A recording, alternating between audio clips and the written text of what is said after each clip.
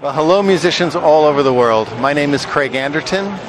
I am the editor-in-chief of HarmonyCentral.com, website in the United States, and also the executive editor of EQ Magazine, and a good friend of Thomas Vent, who's asked me to talk a little bit about the future of music. Actually, he said I could talk as long as I want, which is always a dangerous thing to say with me, but I'll try to keep it relatively short. Anyway, it's really, obviously at this time, music is in a state like it's never been before. Everything's been deconstructed, but nothing's been really reconstructed again. And you see more people listening to more music than ever before, and you see record labels going out of business, you see independent musicians on the web, and some of them are successful and some of them aren't. Some people put their tune up on a website and they get 6 downloads in a year, and some people get 60,000 hits on YouTube. So it's all total chaos and anarchy, which is a good thing, but it's also a bad thing because there aren't any filters anymore. One of the things that record companies did, particularly when they had very good artist and repertoire people, was they found the good acts for you. And when you bought something like a record on Island Records or Mango Records, you knew what kind of music it was going to be, and you knew you were probably going to like it. Or if you bought one Windham Hill album, you would probably like most Windham Hill albums.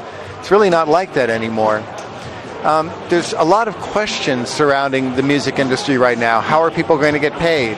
Are we only going to be left with amateurs sitting in their bedrooms making bad music?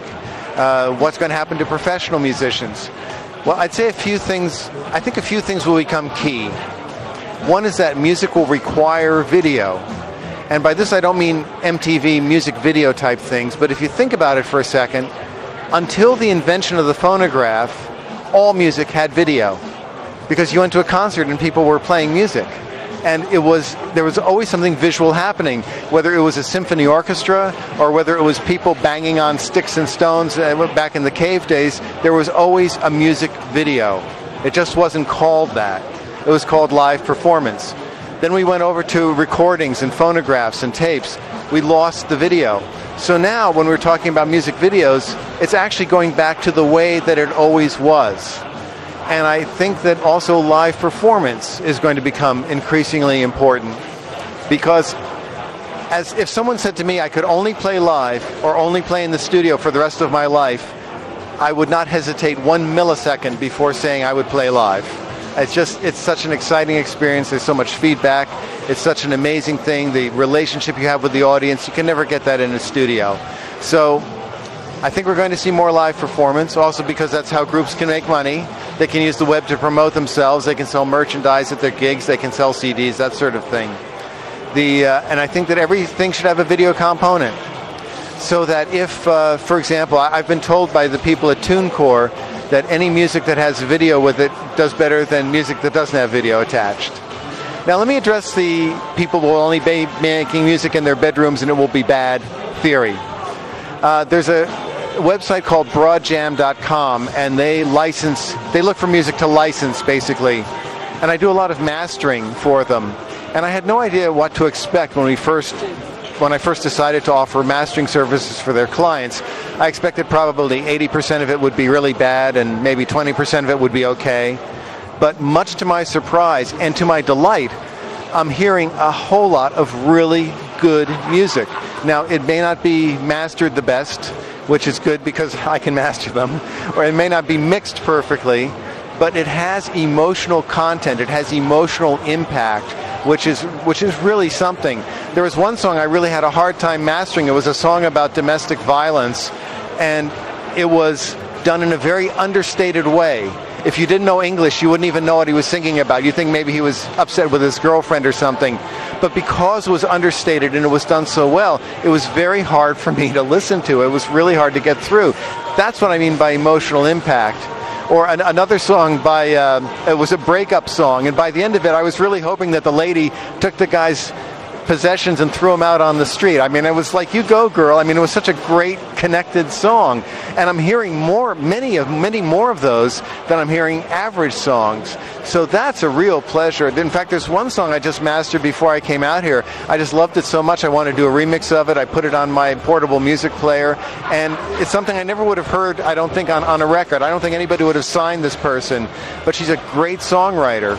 So I think that the idea that music is going to be bad is not correct. I think the freedom that people have as they can make music with their own equipment is good.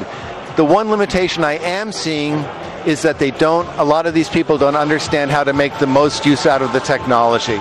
They really need to take those tracks, give them to somebody who knows how to mix, give them to somebody who knows how to master, so that they can have the maximum impact. But the material is there, which is really important. So I think the one final question is, what's going to happen with record companies? And if you ask some musicians, they'll say, well, good riddance. I mean, they didn't pay people anyway. They ripped off a lot of people. I think that what we really need right now are filters. Like, I really like a lot of Caribbean music. I love Zouk music. I love soca.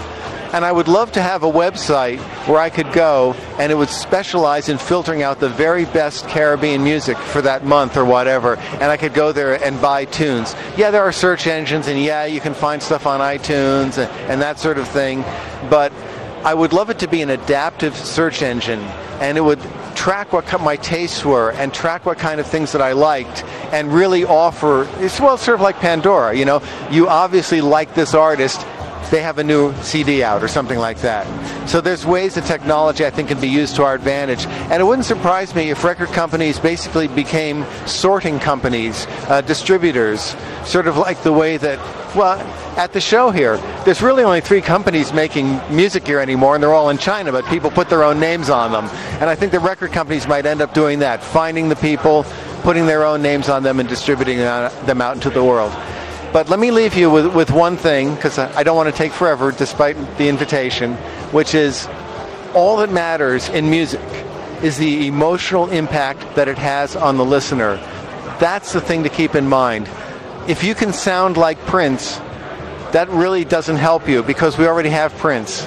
If you can sound like Bruce Springsteen, we already have Bruce Springsteen. If you're using the same loops that everybody else used on dance music to make your own dance music, and I've heard those loops before, I'm not interested. Be original. Offer something the rest of the world doesn't do. Be true to yourself, because then if you're successful, you'll always be successful, because you'll never have to make anything up and you never have to lie. But if you're just trying to figure out what's going to be a hit, or you're just trying to copy somebody else, you're not going to go anywhere, no matter how well you do it. So be true to yourself. Concern yourself with the emotional impact it has on the listener. Build a bridge with your listeners. Have a relationship with your listeners, and you'll do okay. So, signing off from Frankfurt Music Messe. Thank you, Thomas, for the opportunity to talk to the world. Craig Anderton signing off. Thank you. And by the way, since I'm at the Insta booth, if you're going to make music, you really kind of need to buy the software you use. You really do. And actually, let me just take one more minute and explain why. I've been to these companies, and I've seen the cars in their parking lots, okay? And the president of a very well-known software company is driving a 1976 Volvo, okay? And we are small. This is a small industry. These are small, creative people. And these are also the people who will buy your music if they like it. So if you don't want your music to be stolen, buy the software you use. It's not only the right thing to do, it helps support other artists, other creative people who will make new and more exciting creative tools for us. And when you think about the price that you pay and what you get in return, there's no question that you're getting really, really exceptional value, because these people do it for the love of it. They don't do it because they expect to make millions of dollars, because that's not where they're coming from. They're guitar players, they're keyboard players, they're people who are in bands. Buy the software you use. That's it. Thanks. Bye.